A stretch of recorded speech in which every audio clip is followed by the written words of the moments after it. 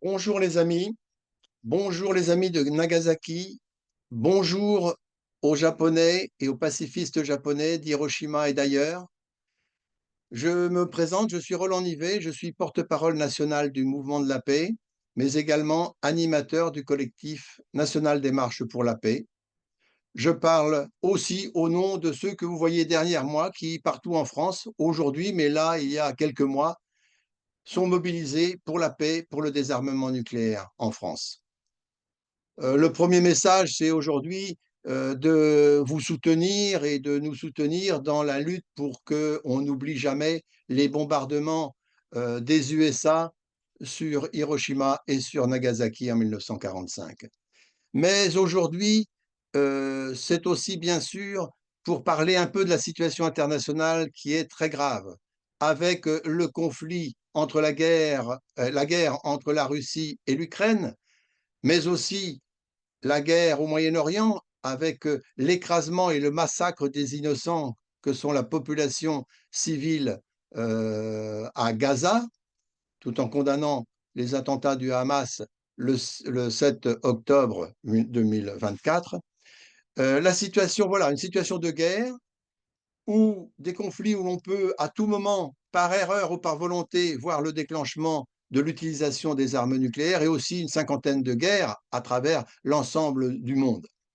Mais la situation internationale est aussi caractérisée par l'augmentation vertigineuse des dépenses d'armement, 2400 milliards de dollars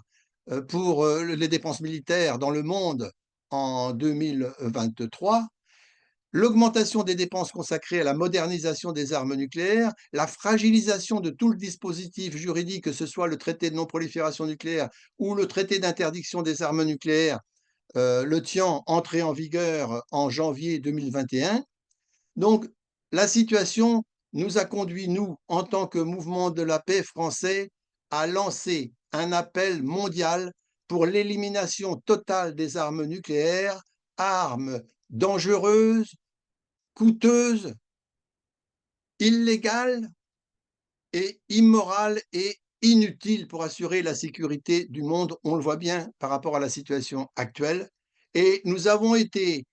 symboliquement lancé cet appel à la porte, à l'entrée des Nations Unies il y a 15 jours à l'occasion de la conférence sur le traité de non-prolifération nucléaire. À cette conférence, j'ai en particulier remarqué l'intervention de la Croix-Rouge internationale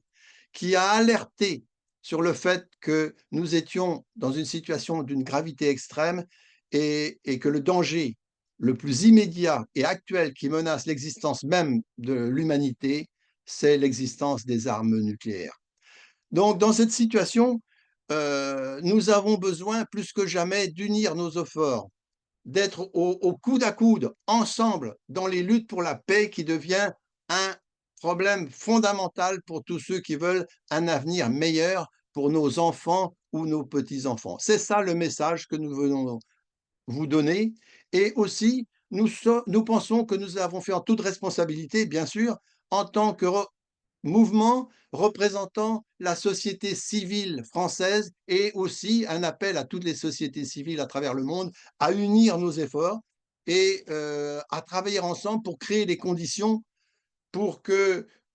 nous soyons plus visibles en tant que mouvement pour la paix et le désarmement nucléaire. Et bien sûr, nous savons qui nous avons en face de nous. Nous avons des puissants qui ont la puissance de l'argent, la puissance de l'armée, la puissance de systèmes de répressifs contre ceux qui manifestent, qu'ils soient syndicalistes ou autres, pour un monde meilleur. Mais nous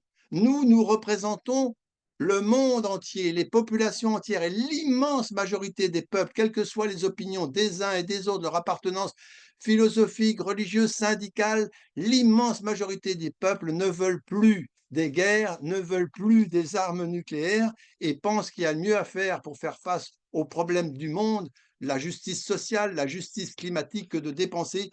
l'argent. Nous devons aujourd'hui nous unir et nous regrouper dans le monde entier pour agir autant en Afrique, en Amérique latine, en Europe, en Asie, pour porter cette aspiration et cette demande pour l'élimination totale des armes nucléaires.